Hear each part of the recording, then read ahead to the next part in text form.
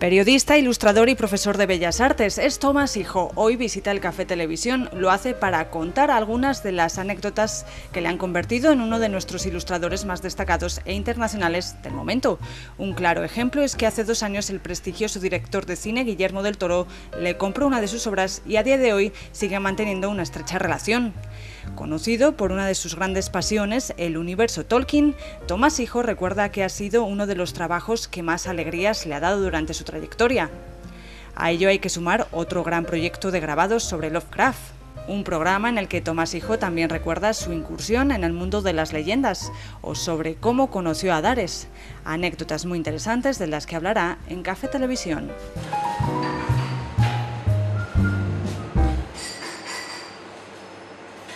Para mí la caricatura es un arte y el retrato que se resiste mucho. Yo creo que hay muy poca gente que realmente lo domine. A mí me interesa mucho todo lo que tiene que ver, como tú dices, con el esoterismo, con las tradiciones ocultas, con la brujería. Me ha dado muchísimas alegrías. Y además es un mundo muy bonito. Pues yo cuando estoy en clase trabajando con los alumnos, estoy dibujando, estoy ilustrando. Yo recuerdo que fue una de las primeras personas a las que yo me acerqué con ánimo de hacer una entrevista, porque yo era un que me dedique a cosas muy distintas, hice la carrera de periodismo y a mí me llamaba mucho la atención aquel hombre, aquel poeta que estaba en las escaleras del Corrillo y con mi amigo Raúl Vacas, que en aquella época hacíamos cosas juntos, pues decidimos un día hacerle una entrevista. Dio la casualidad de aquel día además que Raúl se puso malo y yo tuve que ir solo. Creo que fue además la primera entrevista que recuerdo que le hice a una persona. Yo estaba muy nervioso, no sabía con qué me iba a encontrar y claro, me encontré con una cosa absolutamente deslumbrante, con un personaje que cada frase era un auténtico adagio, un auténtico poema, y de allí además tengo el orgullo de decir que surgió una amistad. Yo en aquella época pasaba mucho por el Corrillo y para mí todos los días era parada obligada detenerme un rato, hablar un rato con Remigio, y la verdad es que eran unos momentos de los que tengo un recuerdo como absolutamente mágico, o sea, como si realmente no hubieran sido reales, ¿no? O sea, para mí forman parte de una especie como de recuerdo que es demasiado especial y demasiado bonito como para ser verdad. Sí que me acuerdo que una temporada que hice una especie de caricatura oficial de Dares, que cuando salían entrevistas suyas en los periódicos o algún artículo en Tribuna de Salamanca, en Batuecas, en aquellas publicaciones, pues se utilizaban de alguna forma siempre para representarlo. Y ahora mismo no me acuerdo de cuáles eran los títulos de esos libros, pero sí, dibujé mucho a Dares, porque era una persona, aparte de maravillosa como personaje, como poeta, como persona que hablaba, también tiene una imagen muy particular y muy interesante. Eran dibujos realmente muy sencillos. Había, me acuerdo, un detalle que eran los pantalones de campana que en algunas ocasiones Dares llevaba y me llamaban mucho la atención, los pantalones así como un poco setenteros y tal, el bolso, bueno, todos aquellos, y siempre intentaba poner detrás la cuerdecita que él ponía en la Plaza del Corrillo entre las columnas con el pañuelo rojo, y aquella postura que él tenía tan particular, ¿no? También debido a sus achaques, ¿no? Ligeramente encorvada y tal, que bueno, que yo creo que componía una figura que era, vamos, auténticamente plástica y maravillosa para hacer un dibujo. Para mí la caricatura es un arte y el retrato que se resiste mucho. Yo creo que hay muy poca gente que realmente lo domine, porque sí que hay un punto en el dibujo donde más allá de representar, yo creo, lo que tú estás viendo, puedes llegar a capturar parte del espíritu de la persona, ¿no? Y hacer algo que realmente tenga ese brillo, ese destello especial que tiene la persona en sí. Yo creo que el libro que probablemente sea el más redondo, el libro que más ha funcionado y el libro que a mí todavía me gusta ojear de vez en cuando y mirar alguna cosa, es el libro de Leyendas de Salamanca, que fue mi primer libro además, le guardo mucho cariño, y yo creo que la parte del texto resiste bastante bien el paso del tiempo. Las ilustraciones yo creo que merecería la pena dentro de unos años cogerlas y volverlas a hacer, porque a mí me parece que han envejecido un poquito, pero el texto es una cosa que todavía firmaría y que lo único que me apetece hacer es igual añadir alguna cosa que he aprendido nueva aquí y allá, pero que yo creo que se sostiene bastante bien. Este libro, Leyendas de Salamanca, que fue la primera vez que a mí me llevó a una biblioteca a investigar, a buscar libros que me ayudaran a explicar cosas, que me obligó a estructurar un libro, que es una cosa de la que se habla poco, ¿vale? A buscar una estructura, a buscar una ilustración, a buscar una estética, y de alguna forma me ayudó a encontrar también algo que es importante, que es como tu estilo, tu voz como escritor. Es decir, bueno, yo esto cómo lo quiero contar,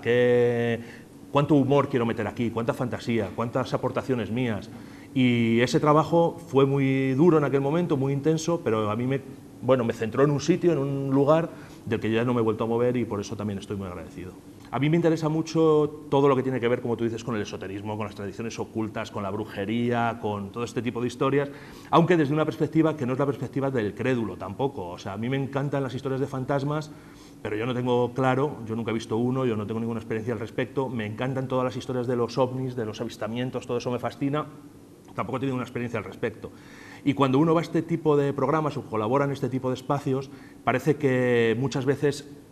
todo aparenta que uno es un crédulo al final, ¿no? Y aunque tú eso lo trates como folclore y tengas un interés meramente literario por las historias o meramente estético, pues al final todo acaba revestido un poco de ese tono de credulidad desatada, ¿no? Era una experiencia estupenda decir, bueno, esta semana me voy a preparar el tema de, yo qué sé, los gigantes, ¿no? En España, las tradiciones sobre gigantes, y estar una semana leyendo aquello, tener esa coartada para hacerlo, y luego contarlo en la tele, en un programa como Cuarto Milenio, con ese grado de producción, con ese soporte que te da el propio programa, pues era una cosa muy chula. Lo que pasa que también es cierto que es un esfuerzo muy considerable en cuanto a viajes, en cuanto, bueno, hubo programas de Cuarto Milenio que para prepararlos yo me fui a Escocia, me fui a Irlanda, era lo más divertido que te puedas imaginar, pero claro, al final era una cosa muy costosa, muy cansina y que bueno, que llegó un momento además que a mí se me acabaron las cosas que aportar, ¿vale? Hay gente que se dedica a eso, que son gente que trabaja ese medio, que conoce todas las historias, que conoce todas las cosas, y bueno, yo era una especie de espontáneo, yo me colé allí por lo que fuera y les gustaba cómo yo hacía las cosas, pero bueno, eso tuvo un momento que ya probablemente a ellos les dejó de interesar y a mí también, y de hecho ahí se ha cortado la cosa, aunque sí que es verdad que mantengo contacto con ellos. El universo Tolkien es, digamos, un poco por lo que yo llegué a todos estos mundos mitológicos que tanto me interesan, y por otro lado es algo que me sigue interesando muchísimo, sobre todo porque es un autor, bueno,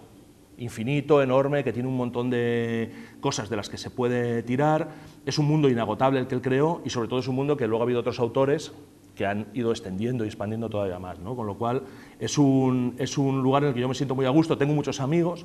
que son súper frikis de Tolkien también, o sea, yo en este sentido soy un tío bastante moderado, yo no sé mucho de Tolkien, pero hay gente por ahí que está dispuesta a darte todos los consejos y todas las explicaciones del mundo. Cuando empecé a hacer cosas sobre Tolkien es cuando todo esto realmente empezó a funcionar. De hecho, yo empecé a hacer un grabado una vez, hace 4 años ahora, sobre un episodio de un libro de Tolkien, y es donde la gente empezó a decir, tío, haz una tienda, pon esto, queremos copias, saca estampas, y quiero decir, eso fue un poco la demanda que a mí me llevó a hacer lo que ahora estoy haciendo. Al cabo de un tiempo hice una pieza que es El Pony Pisador, es un grabado bastante grande donde hay una escena de una taberna, y ese grabado ganó el premio que da la Sociedad Tolkien Internacional a la mejor obra producida ese año sobre Tolkien. Me ha dado muchísimas alegrías, y además es un mundo muy bonito porque es algo donde tú estás trabajando, pero en un mundo que todo el mundo conoce, y entonces todo el mundo aporta, todo el mundo opina. Muchas veces cuando estoy haciendo un grabado voy poniendo los bocetos y hay un tío de repente de, yo qué sé, de Canadá que te dice, no, ese tío el cinturón no lo tenía así y tal, ¿no? Bueno, es un tema luego muy complicado porque hay gente que sabe mucho,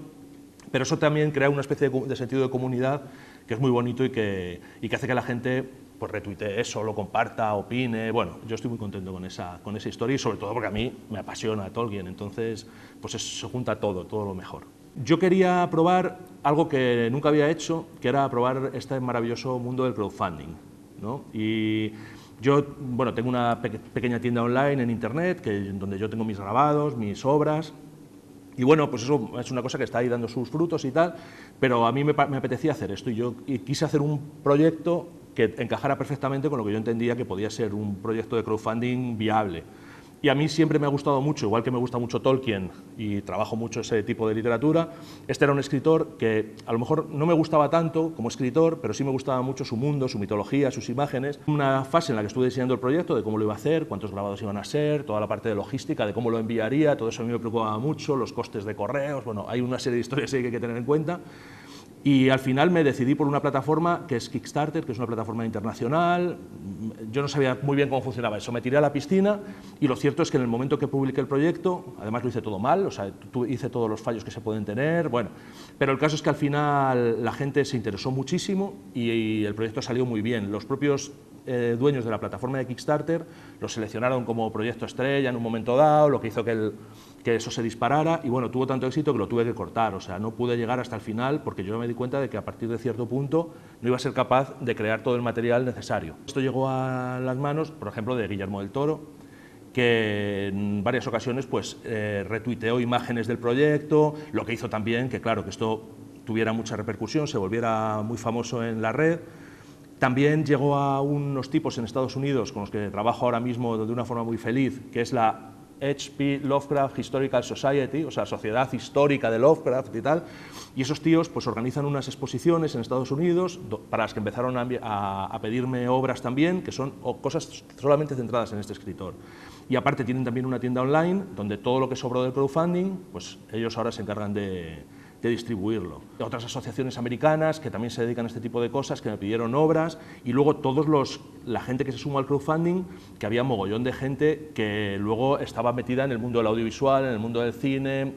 gente también que estaba en la ilustración, y eso me ha permitido pues, tener muchos encargos luego por otro lado de gente que vio esto en el crowdfunding y que, bueno, que había cosas muy curiosas como un tipo de Pensilvania abriendo la caja en YouTube, ¿no? Estos unboxing famosos, he recibido esto, no sé qué, no sabían pronunciar los nombres, no sabían hacer nada, pero ahí estaba el proyecto y a mí me hacía mucha gracia que eso hubiera tenido una difusión tan grande, ¿no? Estas cosas que pasan en Internet, ¿no? Que de repente hay 2 o 3 puntos que tocas sin querer prácticamente y bueno, pues muy bien. Con Guillermo del Toro la cosa empezó por otro autor que es mi ídolo también, o sea, a mí Guillermo del Toro lo admiro mucho, pero hay un tío que admiro todavía más, que es un dibujante americano que se llama Mike Mignola, que es el creador de un personaje que es Hellboy, del que luego ha hecho películas Guillermo del Toro, como sabéis. Entonces yo tengo unos contactos en Los Ángeles, que son también comisarios de exposiciones relacionadas con este mundillo. Y yo participé en una exposición de homenaje a este Mike Mignola.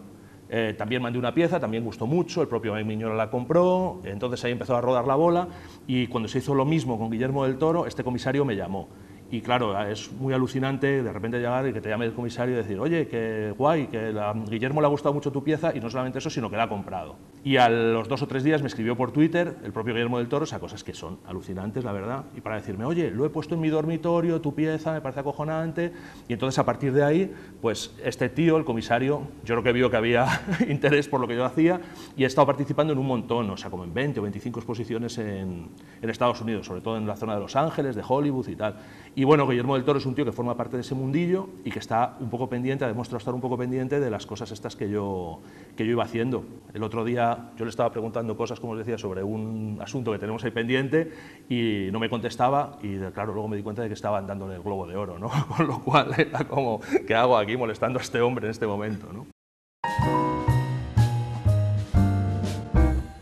Yo no encuentro una barrera entre mi actividad como profesor, porque yo soy profesor de ilustración, y la actividad profesional que hago, ¿no? Porque todo está involucrado ahí, todo está relacionado y al final, pues yo cuando estoy en clase trabajando con los alumnos, estoy dibujando, estoy ilustrando, estoy contando mis ideas y mis valoraciones sobre la ilustración. Cuando estoy en el estudio y estoy dibujando, yo tengo muy presente las cosas que hemos hecho en clase, o sea, todo eso al final para mí es lo mismo, ¿no? No hay diferencia. Lo que sí es verdad que la faceta de escritor igual es ahora mismo la que tengo más abandonada, ¿no? Porque sí que es verdad que hace un montón de tiempo que no escribo nada. O sea, sí que he escrito, pero he escrito para prensa, he escrito pues, para otros formatos, pero para libros no. Sobre todo porque desde unos años a esta parte el tema de los libros también está muy perjudicado y es muy difícil hacer cosas ahí que merezcan la pena. Y es muy difícil organizarse ahora mismo. Yo además tengo un niño de 9 años que tengo que llevar al cole, tengo perro que tengo que sacar, o sea, cada vez es más difícil, pero lo cierto es que bueno, que es haciendo un poco siempre de malabares de organización, ¿no? Y al final, bueno, pues sí que consigo encontrar los suficientes huecos como para sacar estas cosas adelante, ¿no? Pero sí que es verdad que con mucho esfuerzo y también porque el hecho de ilustrar para mí o de dibujar, de pintar, es algo que me apasiona tanto que para mí es un descanso. O sea, mis momentos de descanso yo los utilizo para trabajar porque realmente es lo que a mí me descansa no es dar un paseo o ver la tele. A mí lo que me renueva es estar en mi estudio con mis gubias, con mis lápices, currando y la verdad es que no necesito más descanso que ese. Yo cuando acabé la carrera empecé a trabajar para Naya haciendo libros escolares, que eso ya me daba un sueldo, me gustaba más hacer eso que estar en una redacción de un periódico, la verdad, y entonces no hubo ocasión, o sea, nunca me planteé buscar trabajo en el mundo del periodismo porque encontré trabajo rápidamente en otra cosa que en aquel momento me apetecía más. No ejercí porque tuve alguna experiencia así frustrante en mis primeras experiencias como periodista